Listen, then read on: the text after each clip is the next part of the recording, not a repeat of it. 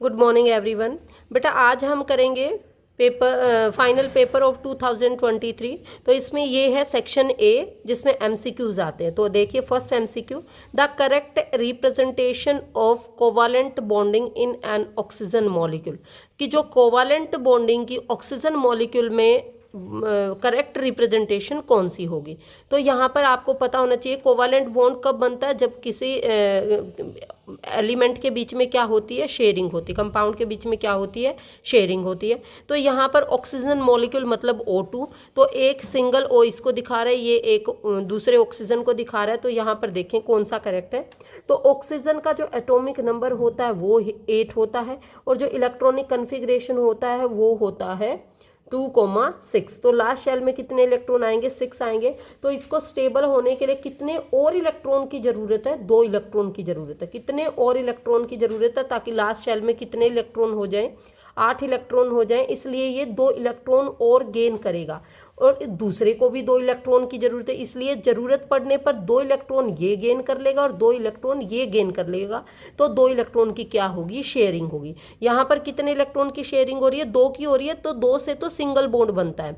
Okay, हमें तो 4 electron की शेयरिंग, मतलब 2 इधर से और 2 इधर से। तो ऐसा इसमें भी सिंगल की हो रही है, इसमें ट्रिपल की हो रही है। तो यहाँ पर 2 इलेक्ट्रॉन इधर से शेयर हो रहे हैं, 2 इलेक्ट्रॉन इधर से। अब इसके लिए भी 8 इलेक्ट्रॉन हो गए, 2 4 6 8, और इसके लिए भी 2 4 6 8, इसके लिए भी। तो कौन सा आंसर सही है, ए आंसर इज करेक्ट। उसके बाद हम सेकंड क्वेश्चन देखेंगे बेटा, hydronium ions are formed by the reaction between. सबसे पहले तो हमें पता होना चाहिए कि हाइड्रोनियम आयन का फॉर्मूला क्या होता है। तो हाइड्रोनियम आयन का क्या फॉर्मूला होता है, H3O पॉजिटिव। क्या फॉर्मूला होता है, H3O पॉजिटिव, ये होता है हाइड्रोनियम आयन। ओके, उसके बाद वो ये कह रहा है कैसे बनता है हाइड्रोनियम आयन। हाइड्रोनियम आयन कैसे बनता है, किसी भी H में, H पॉजिटिव आयन में क्या मिला दें, अगर हम वाटर मिला दें तो क्या बन जाएगा, हाइड्रोनियम आयन बन जाएगा। अगर हम H पॉजिटिव में वाटर की मिक्सिंग कर दें तो क्या बन जाएगा, हाइड्रोनियम आयन बन जाएगा। ओके, उसके बाद यहाँ पर देखेंगे हाइड्रोनियम आयन बन जाएगा। उसके बाद यहाँ पर देखेंगे सोडियम हाइड्रोक्साइड, इसमें तो OH होगा, सोडियम हाइड्रोक्साइड इसमें क्या होगा, OH होगा। ओके, यहाँ पर वाटर है, वाटर तो सभी में है, ठीक है। अब हमें हाइड्रोनियम आयन हाइड्रोजन आयन देखना है। तो सोडियम हाइड्रोक्साइड में तो हाइड्रोक्साइड आयन निकलेगा, कैल्शियम क्लोराइड में नहीं निकलेगा हाइड्रोजन आयन, इथेनॉल में हाइड्रोक्साइड आयन, इथेनॉल में तो निकलेगा ही नहीं, आयंस इथेनॉल आयंस में कन्वर्ट ही नहीं होता। अब यहाँ पर है हाइड्रोजन क्लोराइड गैस, मतलब HCl। HCl किस में डिसोशिएट हो जाएगा, H में, H positive plus Cl negative में डिसोशिएट हो जाएगा। तो लास्टली जो H पॉजिटिव है वो वाटर के साथ मिलकर क्या बन जाएगा, हाइड्रोनियम आयन। उसके बाद हम सेकंड क्वेश्चन देखेंगे, which of the following statement is true for amphoteric oxide. Okay, तो सेकंड क्वेश्चन का आंसर क्या होगा, C option. Okay, third question देखें, which of the following statement is true for an amphoteric oxide. Amphoteric ये वो oxide होते हैं जो जरूरत पड़ने पर एसिडिक बिहेवियर भी शो करते हैं और बेसिक बिहेवियर भी शो करते हैं। मतलब they can react both acidic as well as basic to form salt and water. अब यहाँ पर देखें, it react only with acid and does, नहीं ये तो गलत है। It react with acid as well as base to form salt and water आना चाहिए यहाँ पर। It react with both acid as well as base to form salt and water. तो हमारे अकॉर्डिंग इसका आंसर क्या होगा, सी। ठीक है, इसका आंसर क्या होगा, सी होगा। Fresh milk has a pH of 6। Fresh milk की pH क्या है, 6 हो गई। टू डिलेड कर्डलिंग, हम चाहते हैं कि इसकी जो दही बनाने का तरीका है ना वो डिले हो जाए, ये मतलब कर्ड की फॉर्मेशन डिले हो जाए, मतलब ये जमे ना, ठीक है, देर हो जाए जमने में, दही जमने में देर हो जाए। A chemical substance is added to it, तो कौन सी सब्सटेंस मिलाएं ताकि इसका जो कर्डलिंग है वो डिले हो जाए। तो देखें, दही जमने के लिए हमें क्या बनाना है, उसको एसिडिक बनाना होता है। दही जमाने के लिए हमें उसको क्या बनाना होता है, एसिडिक बनाना होता है। तो अगर हम उसमें 6 में क्या मिला दें, बेस मिला दें, तो वो क्या हो जाएगा, उसका डिले हो जाएगा कडलिंग। तो हमें बेस देखना है, sodium carbonate, baking powder, sodium hydroxide, baking soda. अब हमें यहाँ ये देखना है कि इनके अंदर कौन सा स्ट्रॉन्गेस्ट बेस है। स्ट्रॉन्गेस्ट बेस है, बेकिंग सोडा भी बेस है, सोडियम हाइड्रोक्साइड भी बेस है, तो बट स्ट्रॉन्गेस्ट बेस कौन सा है जो ज़्यादा डिले कराएगा? कॉस्टिक सोडा, जिसका फॉर्मूला होता है NaOH। जिसका फॉर्मूला क्या होता है? बेकिंग सोडा का फॉर्मूला क्या होता है? तो यहाँ पर देखेंगे बेटा, बेकिंग सोडा का फॉर्मूला क्या होगा? NaHCO3, जिसको बोलते हैं सोडियम हाइड्रोजन कार्बोनेट। ओके, तो स्ट्रॉन्गेस्ट बेस क्या होगा? सोडियम हाइड्रोक्साइड, मतलब NaOH कॉस्टिक सोडा। उसके बाद 5th क्वेश्चन देखेंगे, study the following chemical reaction. ये केमिकल रिएक्शन देखेंगे, सोडियम है इसमें, सोडियम किसके साथ रिएक्ट कर रहा है? वाटर के साथ रिएक्ट कर रहा है, और क्या बना रहा है? सोडियम हाइड्रोक्साइड, जिसको कॉस्टिक सोडा बोला जाता है कॉमनली, और साथ में हाइड्रोजन गैस भी रिलीज आउट हो रही है। अब यहाँ पर देखेंगे, वो पूछ रहा है रिड्यूसिंग एजेंट, इसका मतलब हमें ऑक्सीडेशन रिडक्शन देखना है। मैं यहाँ से पूरा ही एक्सप्लेन कर देती हूँ। देखो, सोडियम जो है वो किस में कन्वर्ट हो रहा है? NaOH में, मतलब सोडियम के अंदर क्या ऐड हो रही है? ऑक्सीजन। तो सोडियम के अंदर ऐड हो रही है ऑक्सीजन, तो यहाँ पर क्या हो रहा है? इसका ऑक्सीडेशन। क्या हो रहा है? यहाँ पर लिख देती हूँ, इसका क्या हो रहा है? ऑक्सीडेशन। ठीक है भाई, इसका ऑक्सीडेशन हो रहा है। अब H2O से H2 बन गया, मतलब H2O से H2 बन गया, तो H2 से तो O निकल गया ना, तो ये क्या हो रही है? Reduced, reduction. ये क्या हो रहा है यहाँ पर? रिडक्शन। तो H2O रिड्यूस्ड हो गया, Na ऑक्सीडाइज्ड हो गया। तो ऑक्सीडाइज्ड हो गया, तो इसका ऑक्सीडेशन किसने कराया? अगर वाटर के पास ऑक्सीजन ना होती तो क्या ये ऑक्सीडाइज्ड हो पाता? नहीं। अगर वाटर के पास ऑक्सीजन ना होती तो क्या ये ऑक्सीडाइज्ड हो पाता? नो। इसलिए सोडियम का क्या हुआ? ऑक्सीडेशन। किसकी वजह से? वाटर की वजह से। तो वाटर कौन सा एजेंट हो गया बेटा? वाटर कौन सा एजेंट हो गया? Oxidising agent. वाटर कौन सा एजेंट हो गया? Oxidising agent. और वाटर का रिडक्शन किसने कराया? Na ने। तो Na क्या हो गया? Reducing agent. रिड्यूसिंग एजेंट आप यहाँ से भी कर सकते हैं, जो सब्सटेंस ऑक्सीडाइज्ड होती है वो रिड्यूस्ड होती है, रिड्यूसिंग एजेंट होती है, और जो सब्सटेंस रिड्यूस्ड होती है वो ऑक्सीडाइजिंग एजेंट होती है। अब बात आती है इन ऑप्शन की। बेटा, प्रोडक्ट की साइड वाले ऑप्शन पर बिन देखे ही क्रॉस लगा देना। प्रोडक्ट की साइड ना तो रिड्यूसिंग एजेंट होता, ना ही ऑक्सीडाइजिंग एजेंट होता, ये ना ही रिड्यूस्ड सब्सटेंस होती है, ना ही ऑक्सीडाइज सब्सटेंस होती है। प्रोडक्ट की साइड वाले ऑप्शन पर क्रॉस कर देना। Okay, got it? तो हमारा यहाँ पर आंसर क्या होगा? सोडियम। इसी के साथ नेक्स्ट क्वेश्चन देखेंगे, the balanced chemical equation showing reaction between quick lime and water. तो बिल्कुल बेटा, ये बच्चे को सभी को आनी चाहिए ये रिएक्शन की क्विक लाइम और वाटर के साथ। तो क्विक लाइम क्या होता है? चूना, ठीक है, CaO साथ में वाटर के साथ रिएक्ट करेगा तो क्या बनाएगा? Slaked lime. क्या बना देगा? Slaked lime. जैसे कैसे बोलेंगे? चूना, चूने में मिलाया पानी, बन गया चूने का पानी। तो चूने के पानी को क्या बोलते हैं? स्लेक्ड लाइम, जिसका फॉर्मूला क्या होगा? Calcium hydroxide. Calcium hydroxide chemical name होगा, और फॉर्मूला क्या होगा? Calcium OH whole twice. Okay, तो 6th का आंसर क्या होगा? C। उसके बाद नेक्स्ट क्वेश्चन करेंगे, select a pair of olfactory indicators from the following. Olfactory indicators वो इंडिकेटर्स होते हैं जिनको हम स्मेल से पहचान लेते हैं।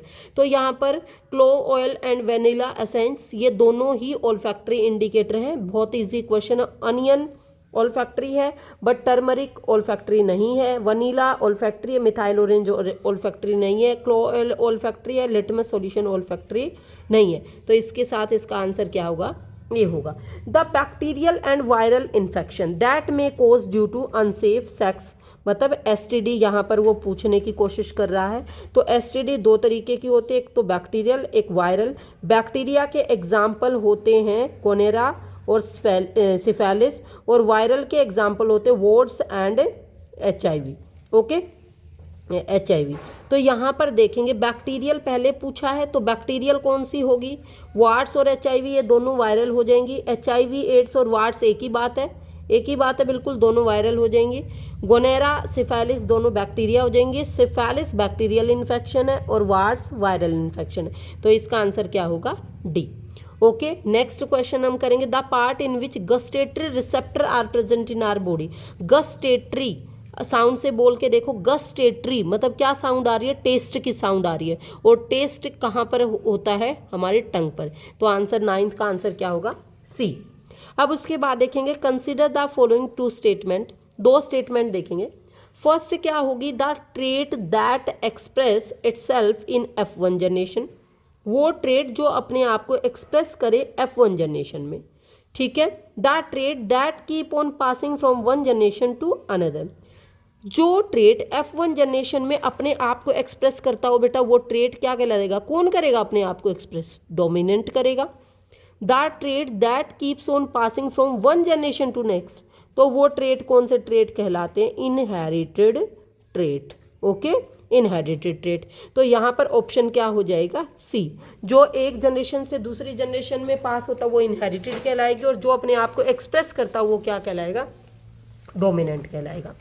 उसके बाद हमारा नेक्स्ट क्वेश्चन है 11th question, as compared to terrestrial organism the rate of breathing in aquatic organism is. जो टेरेस्ट्रियल ऑर्गेनिज्म है उनमें एक्वेटिक ऑर्गेनिज्म के ब्रीदिंग रेट में क्या डिफरेंस है। एक्वेटिक ऑर्गेनिज्म फास्ट ब्रीद करते हैं क्योंकि उनको ऑक्सीजन चाहिए।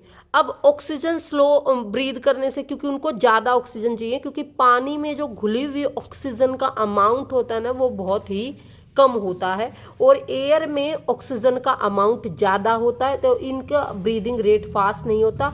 बट जो एक्वेटिक ऑर्गेनिज्म है उनका ब्रीदिंग रेट, हाँ जी बेटा। उसके बाद नेक्स्ट क्वेश्चन देखेंगे, as compared to terrestrial organism the rate of breathing in aquatic organism is, क्या होगा, तो क्या होगा, फास्टर होगा, because the amount of dissolved oxygen in water is fairly low, क्योंकि वाटर के अंदर जो ऑक्सीजन का अमाउंट होता है वो बहुत ज़्यादा कम होता है। उसके बाद हमारा नेक्स्ट क्वेश्चन होगा, the process in which loss of water in the form of water vapour from the aerial parts of the plants takes place is. जो प्रोसेस, ऐसा प्रोसेस जिसमें वाटर वेपर्स रिमूव आउट होते हो from the aerial parts of the plant, वो क्या कहलाता है, transpiration कहलाता है। और ट्रांसपिरेशन की वजह से ही जो टेम्परेचर है रेगुलेशन होता है। ये बात NCERT में लिखी हुई है बेटा, तो इसका आंसर क्या होगा, बी होगा कि ट्रांसपिरेशन और टेम्परेचर रेगुलेशन। उसके बाद आपका नेक्स्ट क्वेश्चन है, for a current in a long straight solenoid North pole and south poles are created at the two end. Among the following incorrect statement ढूंढनी है। The magnetic field line inside the solenoid are in the form of straight line. बिल्कुल भाई, जैसे ये कोई भी है, इसके अंदर की जो ये बाहर कर्व्ड होंगी, इसके अंदर क्या होंगी, स्ट्रेट लाइन होंगी। बाहर कर्व्ड होंगी, इसके अंदर क्या होगी, स्ट्रेट लाइन होगी। तो बिल्कुल सही है। Which indicate that magnetic field is uniform at all point inside the solenoid, solenoid के अंदर यूनिफॉर्म होगा, ये करेक्ट है। The strong magnetic field produced inside the solenoid are can be magnetise the soft iron placed inside that. जो strong magnetic field होगा वो magnetise करने के काम आता है किसी भी सॉफ्ट आयरन को, ये भी बात सही है। The pattern of a magnetic field associated with the current carrying solenoid is different from the pattern of magnetic field around a bar magnet. नहीं, दोनों में जो पैटर्न है वो बेटा क्या रहता है, सेम रहता है, इसलिए आंसर क्या होगा, सी। अब नेक्स्ट क्वेश्चन यहाँ पर हम देखेंगे, an electric kettle consume 1 kilowatt of electric power. अब यहाँ पर पावर क्या है, 1 किलोवाट। ओके, ऑपरेटेड एट मतलब वोल्ट क्या है, 220 volt. The minimum rating of fuse wire to be use for, मतलब क्या निकालना है, करंट निकालना है। फ्यूज वायर का बताना कि मिनिमम कितने रेट पर वो होना चाहिए, मतलब हमें करंट पास पता होगा तो ही फ्यूज वायर की रेटिंग बता पाएंगे। तो करंट का फॉर्मूला क्या रहेगा, पावर का फॉर्मूला क्या होता है, V × I होता है। तो करंट का फॉर्मूला क्या होगा, P upon V is equal to I, तो P upon V is equal to I. तो यहाँ पर P देखेंगे 1 किलो से मतलब 1000 वॉट, क्या होगा 1000। ओके, तो 220 वोल्ट, 10 से 10 कैंसिल, इसका आ जाएगा 4 पॉइंट समथिंग आएगा बेटा। तो यहाँ पर जब 4 पॉइंट समथिंग आएगा तो यहाँ 4 पॉइंट मतलब 4 से ऊपर वो तो जल जाएगा, इससे तो फ्यूज़ ऊपर वाला होना चाहिए। तो इसका करेक्ट आंसर क्या होगा बेटा 5 एम्पियर की 5 एम्पियर का फ्यूज़ होना चाहिए, तो इस पार का अप्लायंस वहाँ पर क्या कर पाएगा, काम कर पाएगा। हाँ जी, उसके बाद हम नेक्स्ट क्वेश्चन करेंगे, दैट इज़ 15 क्वेश्चन। यहाँ पर देखेंगे बेटा 15 क्वेश्चन को। ओके, 15 क्वेश्चन करेंगे। Constant current flows in a horizontal wire in a plane of paper from east to east west. जब ईस्ट टू वेस्ट करंट जा रहा है तो प्लेन ऑफ पेपर का मतलब है कि जो करंट फ्लो कर रहा है वो इनसाइड द पेपर कर रहा है। प्लेन ऑफ पेपर मतलब इनसाइड द पेपर। तो direction of field will be north to south at a point. तो जो मैग्नेटिक फील्ड की डायरेक्शन है ना वो अपोजिट होगी, ठीक है। तो यहाँ पर देखो the direction of magnetic field will be north to south at a point.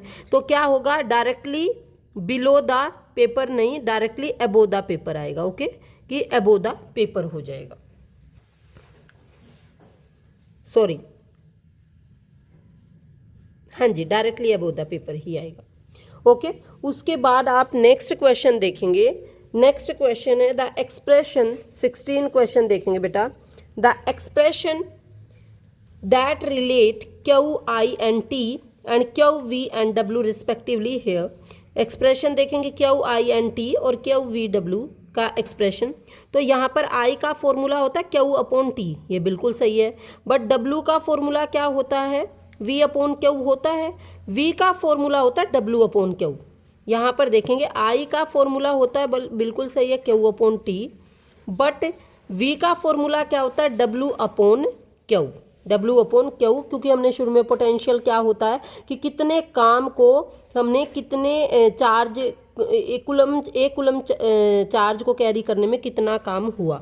Okay, तो यहाँ पर V का फॉर्मूला क्या हो जाएगा, W का फॉर्मूला क्या हो जाएगा, V इंटू क्यू, ये भी ठीक है। अब यहाँ पर क्यू का फॉर्मूला क्या हो जाएगा, I इंटू टी। तो यहाँ पर आंसर क्या होगा, B। इसका आंसर क्या होगा, B ऑप्शन। ओके, नेक्स्ट करेंगे हम असर्शन रीजन। नेक्स्ट क्या करेंगे बेटा, हम असर्शन रीजन। यहाँ पर देखेंगे क्वेश्चन नंबर 17। असर्शन देखेंगे बेटा, the magnetic field line around a current carrying straight wire do not intersect each other. हमें सबको पता है ये बात कि जो मैग्नेटिक फील्ड लाइन है वो कभी भी इंटरसेक्ट नहीं करती। तो ये क्या है, ट्रू है। The magnitude of magnetic field produced at a given point increase at a current through the wire increase. मतलब जो मैग्नीट्यूड है वो भी क्या हो जाता है, ज़्यादा हो जाता है जब किसी वायर के अंदर का करंट जो है वो इंक्रीज हो जाता है। दोनों ही ट्रू हैं, बट दोनों एक दूसरे की करेक्ट एक्सप्लेनेशन नहीं है। Reason is the not correct explanation of assertion, इसलिए इसका आंसर क्या हो जाएगा, ए। इसलिए इसका आंसर क्या हो जाएगा बेटा, ए। उसके बाद आता है 18th question, the wall of the atria are thicker than those of ventricle. कि जो एट्रिया की वॉल होंगी वो थीकर होंगी than those of ventricle. Ventricle की वॉल से नहीं, एट्रिया की वॉल नहीं, वेंट्रिकल की वॉल थीकर होती हैं। वेंट्रिकल की वॉल थीकर होती हैं। तो फर्स्ट ही स्टेटमेंट क्या हो गई, फॉल्स हो गई। फर्स्ट स्टेटमेंट क्या होगी, false. Ventricle have to pump blood into various organ at high pressure, ये क्या है, ट्रू है। और फर्स्ट स्टेटमेंट क्या है, फॉल्स है। तो इसका आंसर क्या हो जाएगा, D. Assertion is false, reason is true. Okay, D answer हो जाएगा। Human population show a great deal of variation in trait. बिल्कुल सही है कि जो ह्यूमन पॉपुलेशन है उसके अंदर बहुत ज़्यादा वेरिएशंस होती हैं। Okay, all variation in a species have equal chances. नहीं, किसी भी कोई हैबिटेट है, कहीं पर लिविंग ऑर्गेनिज्म रह रहे हैं तो उन सबको इक्वल चांसेस नहीं मिलते सर्वाइवल के लिए। किसी के लिए अच्छा होता है और किसी के लिए बुरा होता है, तो इक्वल चांसेस नहीं होते। तो 19th में फर्स्ट स्टेटमेंट क्या है, ट्रू, सेकंड क्या है, फॉल्स। तो इसका ऑप्शन हो जाएगा सी, मतलब ये वाला assertion is true but reason is false. अब नेक्स्ट देखेंगे, in the following reaction ZnO plus C Zn plus CO, ZnO undergoes reduction. बिल्कुल हम सबको पता है इसका क्या हुआ है, रिडक्शन हुआ है, क्योंकि इसमें से क्या निकली है, ऑक्सीजन निकली है, रिमूवल ऑफ ऑक्सीजन हुआ है। तो कार्बन ने इसका रिमूवल कराया ना, तो carbon is the reducing agent that reduces ZnO to Zn। दोनों ही स्टेटमेंट सही हैं and reason is the correct explanation of assertion. तो ये इसका आंसर क्या हो जाएगा, ए। ओके तो इसी के साथ हमारे 1 to 20 क्वेश्चन कंप्लीट होते हैं। कौन से ईयर के, 2023 ईयर के। Okay, goodbye, have a nice day.